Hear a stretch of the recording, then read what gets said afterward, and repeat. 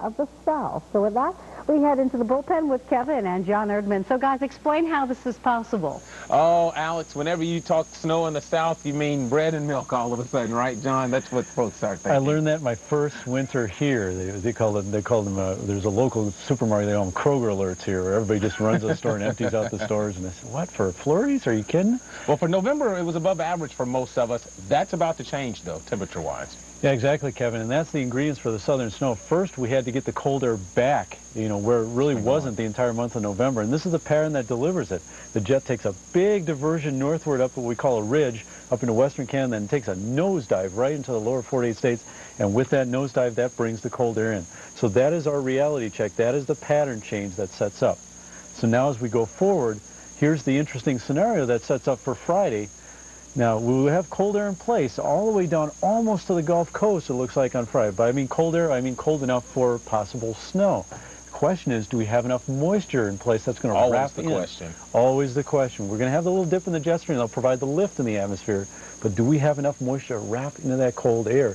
So potentially we could have some light wintry precipitation all the way from East Texas all the way to the Appalachians Friday and Friday night. To kind of help tie it all together, it's this storm now, the first storm, that's going to help bring down that cold air and set the stage for another storm to come in.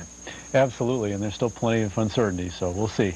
All right. Snow showers from Colorado down into parts of New Mexico and Texas, and yeah, those temperatures are going to be very cold into parts of Texas over the next couple of days, enough so to support some of that snow, and we can see this again during our day on Friday.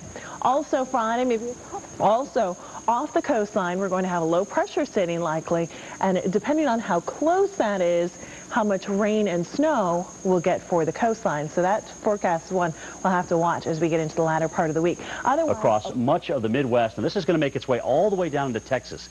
This is why I like the setup for snow. When you've got the core of the cold air already settling in, that's 90% of the battle.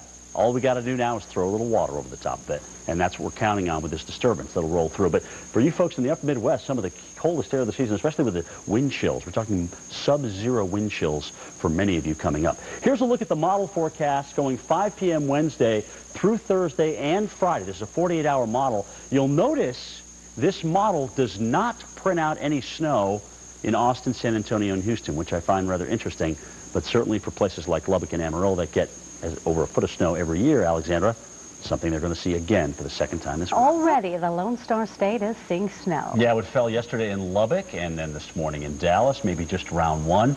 So let's go ahead and head to KPRC Chief Meteorologist Frank Billingsley in Houston, Texas. Hey, Frank, for the second time in a row I've talked to you, you had to cancel your tea time for Friday morning.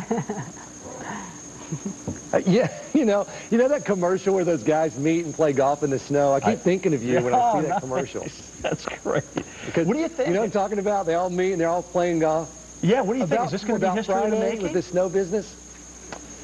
If it happens, it is. We have never had 2 years in a row snow. We had snow last year on December the 10th, which was the earliest we'd ever had it. We had a good bit of it, 2 to 6 inches.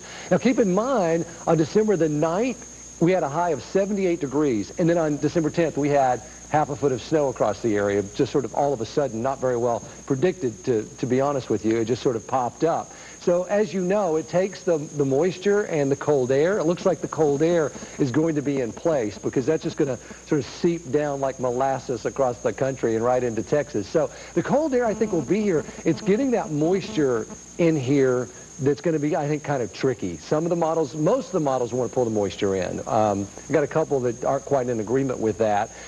But it doesn't take a lot, as you know. Very little bit of moisture, just a few tenths of an inch can end up with a good dusting across the area. Right now, it's hard to say exactly what kind of snows we might get, but the potential's there. What can we say? Yeah. Frank, only 11 it'll be days. record-setting because... Oh, sorry, go on, Frank. I know.